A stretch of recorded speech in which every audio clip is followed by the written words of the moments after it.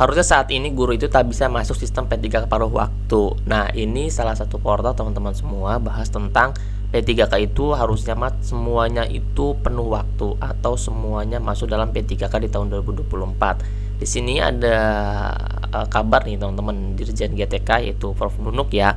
Prof Nunuk Suryani itu memastikan guru honorer yang tidak terakomodasi tahun 2024 tidak masuk sistem P3K paruh waktu. Kemudian juga bagi peserta lulus passing grade yang P1.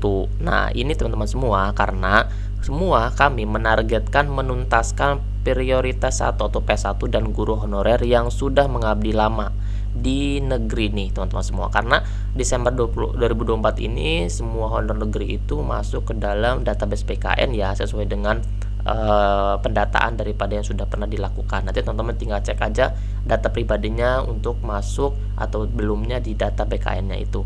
Makanya pengadaan guru ASN tahun ini kami fokuskan kepada P3K, kata Prof Nunuk, itu Dirjen GTK ya, dalam diskusi bersama Portadikbud di Gedung D Kemendikbudristek.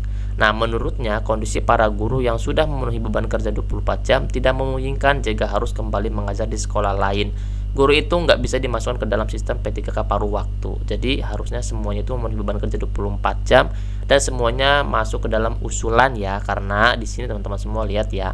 Tahun ini kita pemerintah pusat mengajukan kebutuhan itu 419.146 formasi nih teman-teman untuk guru saja, yaitu guru ASN P3K.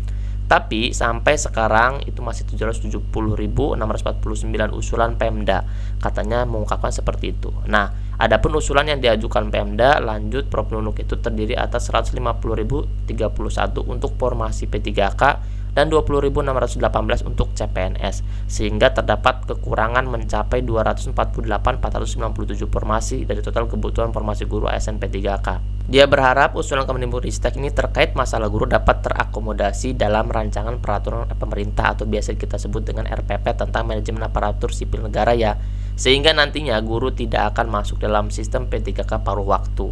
Kalau tidak bisa ya bakal begini terus dan tidak akan pernah selesai. Seharusnya dengan 3 kali pengadaan seleksi P3K sudah bisa jadi bahan evaluasi agar pengangkatan guru honorer menjadi ASN P3K bisa tuntas, ujarnya. Nah, kalau misalnya kita lihat dari berita ini, memang teman-teman semua kalau misalkan guru itu masuknya harusnya itu nggak masuk di P3K paruh waktu ya, karena kan dia beban kerjanya 24 jam.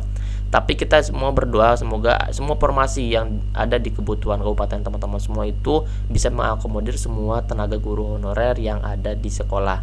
Nah, oleh karena itu teman-teman semua yang honor di sekolah negeri, saya berpesan untuk teman-teman semua tetap terus berjuang, karena kita harus masuk. Kalau misalkan nanti benar diadakan ada penuh waktu dan paruh waktu, maka yang penuh waktu teman-teman semua bisa masuk ya, karena emang keduanya itu punya NIP ya teman-teman, semuanya memang punya NIP, baik sistem P3K paruh waktu ataupun sistem P3K penuh waktu. Karena kalau misalkan full waktu atau misalkan paruh waktu itu bedanya hanya di penggajian aja ya teman-teman ya, karena kan semuanya bisa menggunakan NIP ya, nomor induk pegawai, coba saja penggajiannya itu berbeda.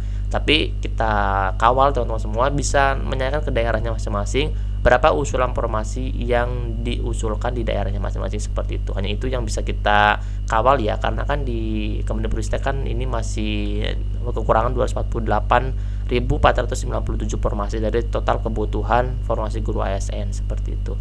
Nah, masih ada waktu, kita coba untuk terus belajar. Teman-teman semua bisa nanti berjuang ya, bisa masuk di P3K penuh waktu. Terima kasih ya, nanti kita akan update lagi informasi selanjutnya, makanya jangan sampai tidak di-subscribe, nanti takut ketinggalan informasi selanjutnya. Oke, nanti kita bahas-bahas lagi ya tentang soal dan informasi lainnya. Dadah.